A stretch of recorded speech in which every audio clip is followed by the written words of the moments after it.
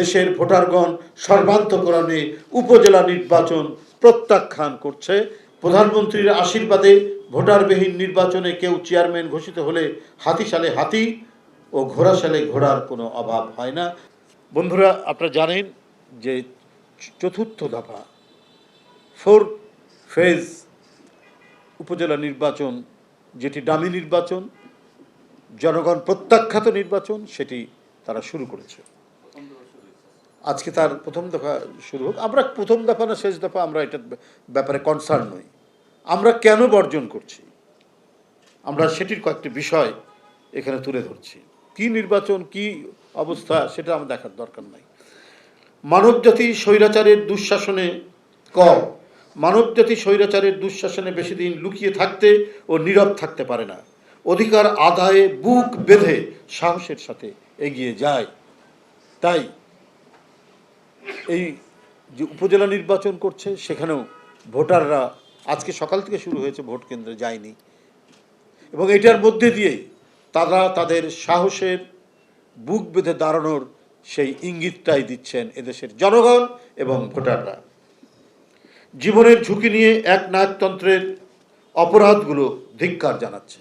এই যে তাদের ভোট বর্জন, এই যে না যাওয়া, এটার মধ্যে দিয়ে এই একনায়কতান্ত্রিক কর্তৃত্ববাদী সরকার যে অপরাধগুলো করেছে, সেই অপরাধের প্রতি এটি একটি ধিক্কার হিসেবে বিবেচিত হচ্ছে।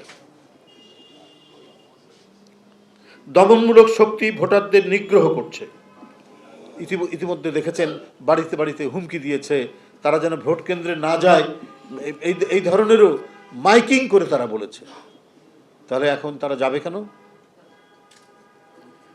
ভোটারদের নিগ্রহ করেছে উগ্র রাষ্ট্রীয় সন্ত্রাস, জনগণের ভোটাধিকার কেড়ে নিয়েছে। নিকৃষ্ট লুণ্ঠনের মাধ্যমে উপজেলা প্রতিষ্ঠানকে করা হয়েছে লুটেরা ও দস্যু দলের আখাড়া ঘর।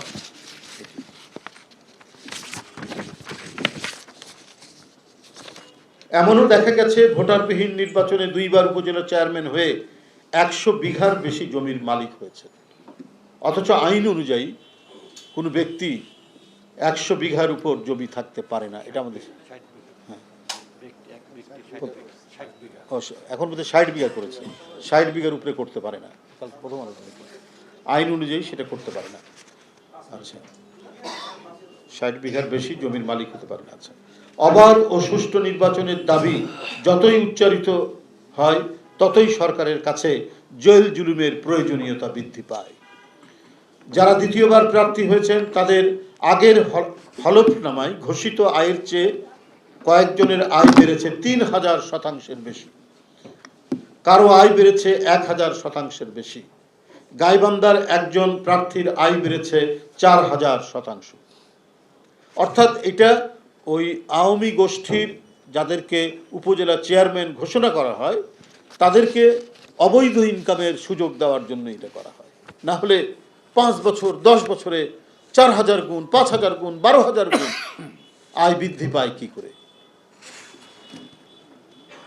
স্ত্রী ও নির্ভরশীলদের সম্পদও বেড়েছে কোথাও কোথাও 12,000 থেকে 18,000%, যেটি আমি আগেই বললাম। যে দেশে গণতন্ত্রের ছিটেফোঁটাও নেই, সেই দেশে নির্বাচন সুষ্ঠু হতে পারে না। প্রধানমন্ত্রীর আশীর্বাদে ভোটারবিহীন নির্বাচনে কেউ চেয়ারম্যান ঘোষিত হলে হাতিশালে হাতি ও ঘোড়াশালে ঘোড়ার কোনো অভাব হয় না। কারণ এই স্ট্যাটিস্টিক্স আপনাদের সামনে তুললাম, কারো 4000, কারো 3000, কারো 1000, কারো পরিবার শুদ্ধ মানে আয় ইনকাম হয়েছে অস্থাবর সম্পত্তির 12,000 থেকে 80,000। সুতরাং এদের হাতিশালে হাতি আর ঘোড়াশালে ঘোড়া তো বৃদ্ধি পাবেই সংখ্যা। আওয়ামী সরকার মন্ত্রী, এমপি ও নেতাদের স্বজন ছাড়া অন্য কেউ নির্বাচিত হতে পারে না। ভোটারদের ভোটের প্রয়োজন হয় না, ফলাফল নির্ধারিত থাকে, সেটাই ঘোষিত হয়। সুতরাং আওয়ামী প্রতারণার ফাঁদে পা না দিয়ে দেশের ভোটারগণ সর্বান্তকরণে উপজেলা নির্বাচন প্রত্যাখ্যান করছে। এবং আরও যে 3 দফা পরবর্তীতে আছে, সেই 3 দফা নির্বাচনে জনগণ ভোটাররা কেউ যাবে না। ওই ঘুরে ফিরে কুমিরের বাচ্চার মতো ওই যারা ওই আওয়ামী সমর্থকরাও সব যায় না, কয়েকজন সুবিধাভোগী তারা ঘুরে ফিরে তাদের লোকজন ওই লাইনে দাঁড় করে রাখে।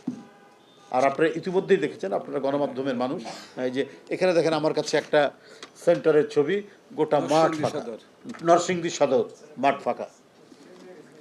হ্যাঁ,